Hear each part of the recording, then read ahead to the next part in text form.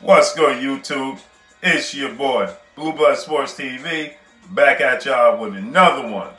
So, former unified Mexican heavyweight superstar boxer, Andy Ruiz Jr.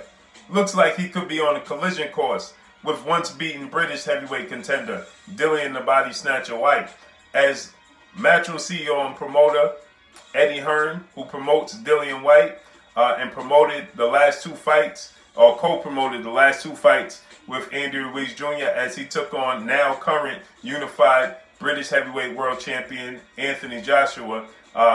He took on Anthony Joshua June 1st in Madison Square Garden in New York, and then he just fought Anthony Joshua in the highly anticipated rematch December 7th in Saudi Arabia. The first fight, obviously, Andy Ruiz Jr. shook up the boxing world when he defeated Anthony Joshua, dropped him 4 times and ultimately stopped him. In the rematch, the boxing world was disappointed. Andy Ruiz did not take the fight serious. He said that he stated that he only trained twice a week. He was, enjoying his newfound fame, his newfound finances, and he just wasn't locked in and focused on the sport of boxing. So he let the opportunity slip away.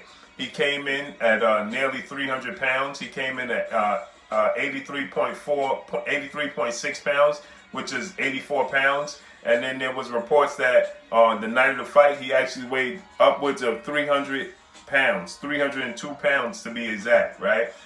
He has been, his relationship and with his trainer, Manny Robles, seems to be, a little bit strained.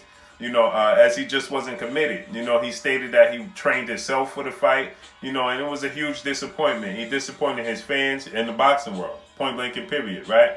He was too heavy. He couldn't cut off the ring. He just couldn't perform, right? With that said, he stated recently, he's coming back to the sport of boxing. He'll be back in the ring in May or June, and he asked the boxing world, who do he want to fight?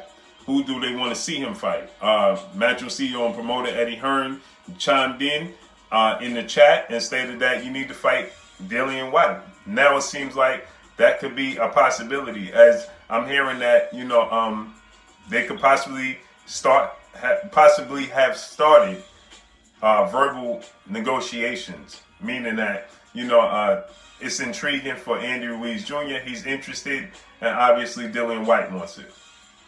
My thing is this. It's a bad style matchup for Dillian Whyte if Andy Ruiz Jr.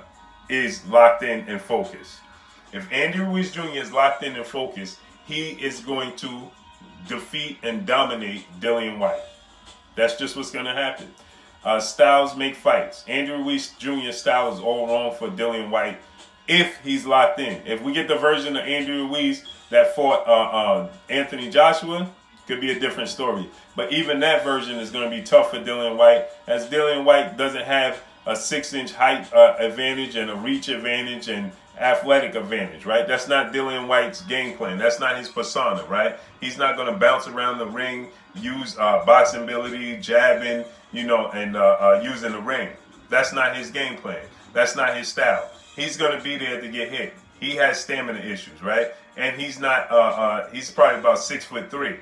So he'll have a slight height advantage over Andy Ruiz Jr., but nothing major, right? He doesn't have he's not as fast and he's not as powerful as Anthony Joshua, right? He does have a beautiful left hook that could come into play, but, we saw him in a fight with Joseph Parker nearly get knocked out. We saw him get dropped by Oscar Rivas. We saw him, I thought he lost the first fight against Derek Chisora.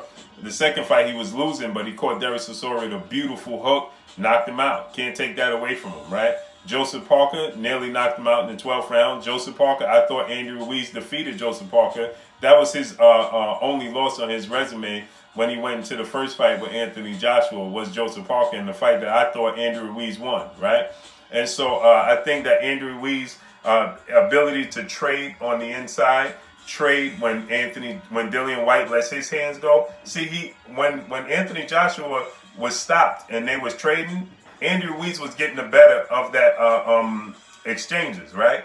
It's just that Anthony Joshua got back on his toes And when he was on his toes and bouncing on his toes with the reach advantage and the height advantage, he was able to touch Andy Ruiz from a distance where Andy Ruiz was forced to have to try and close the gap. And due to the fact that he came in at nearly 300 pounds and didn't have the stamina or the athletic ability, the movement, because the weight was holding him back, he couldn't cut the ring off on Anthony Joshua. That's not going to be the case with Dillian Whyte. Even if that version comes in, it's still going to spell trouble for Dillian Whyte. Now, I don't know if he'll be victorious because, you know, I just don't know if he has the stamina or the chin to withstand that left hook, because Dillian Whyte is going to land it if he comes in completely out of shape like he did that fight with Joshua. But if he comes in anything close to the version that fought Anthony Joshua the first time, or the version that fought Joseph Parker, guess what? Dillian Whyte is going to lose, and lose royally. He's going to get outclassed, right? And this could be a bad decision on the part of Eddie Hearn to place Dillian Whyte in the ring with Andy Ruiz Jr. And they're believing that Andy Ruiz Jr. is just not focused. So they're banking on the fact that they think they're catching him at the right time in between fights and a downtime, and they believe that they're going to capitalize on it, and it's a namesake for Dillian Whyte. I don't believe that's the case. I think that Andy Ruiz understands and will understand mentally that this is the angle that they're coming with, that they believe that he has mentally checked out of the sport of boxing, and he's just going to be there to cash checks. Now, that could be a strong case. This could be a possibility, but I don't believe so. I believe that Andy Ruiz is going to want to, you know, reinvent himself. He's going to want to, get his get back. You know, he's going to want to, build a legacy for himself.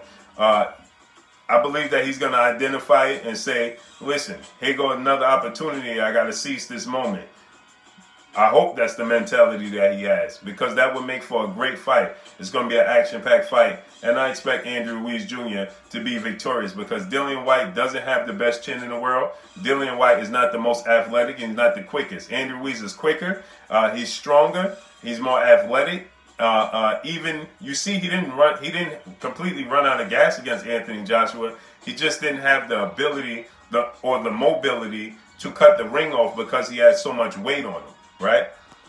But he still, when they sat down in exchange, he still buzzed Anthony Joshua a couple of times, right? And that forced Anthony Joshua to get back on his toes. That's not going to be the case with Dillian Whyte. Dillian Whyte is going to be there, and Andy Ruiz Jr. is going to knock out Dillian Whyte. Believe that. So let's see how this plays out. It's supposed to take place May or June. They offered him March 28th. That's too quick of a turnaround. That lets you know that they want to have every advantage possible, that they're trying to catch Andrew Ruiz Jr. in a handicap match, right? They're trying to catch him where he's not fully prepared. That's what they're trying to do. March 28th is 2 months from now. We know Andrew Ruiz is nowhere near in shape to get back in the ring in 2 months, right? So that's why he already highlighted he wasn't coming back till May or June. But they tried to cut 2 months off of that date, his May date, and make it March. This lets you know that they're trying to cut corners and have every advantage possible over Andrew Ruiz Jr. as they believe that, and it's being reported that Eddie Hearn has offered him a 7-figure deal. So they're trying to entice him to just take it in a quick turnaround and not be prepared so they can capitalize for namesake to say Dillian Whyte defeated Andrew Ruiz Jr. Him not being at his best, right? This is what they're trying to do. They want to capitalize on it as quick as possible. But Andrew Ruiz, hopefully he's smart enough and understands, listen, I got to hold my ground and tell him, listen, I'm not coming back till May or June, and I got to be properly prepared for this fight. If Andrew Ruiz Jr. takes this fight in March, this lets you know that Andrew Ruiz Jr. is looking to cash out, because I'm pretty sure at this point in time, he's nowhere near in shape to have a quick turnaround and fight in March. He's not in shape. He hasn't been in the gym. He's admitted that he just got back in the gym. So if he's anywhere near the way he was the night of Anthony Joshua fight, and I'm sure he didn't lose weight since then, he's not prepared for a March 28th showdown with Dillian Whyte. And that's what they're banking on. He needs to stand his ground. If he accepts that in March, you already know what it is. It's a cash out for Andrew Ruiz Jr. at that point in time, right? If he stands his ground and says, listen, I'm not taking the fight till May or June, then that lets you know he's serious about the sport of boxing once again, and he's not just doing it for the payday. But that's all I got for y'all. Y'all already know what it is. It's your boy Blue, Blue Blood Sports TV. Hate, like, comment, and subscribe. If you haven't subscribed, hit the subscribe button, hit the like button, hit the bell icon to get all the new notifications. Follow me on Instagram at Blue Blood Sports TV, all one word. Y'all already know what it is. Shouts out to the entire LDBC. Shouts out to New Media. Shouts out to Black Media Row. Make sure you like and share these videos. That's all I got for y'all. Peace.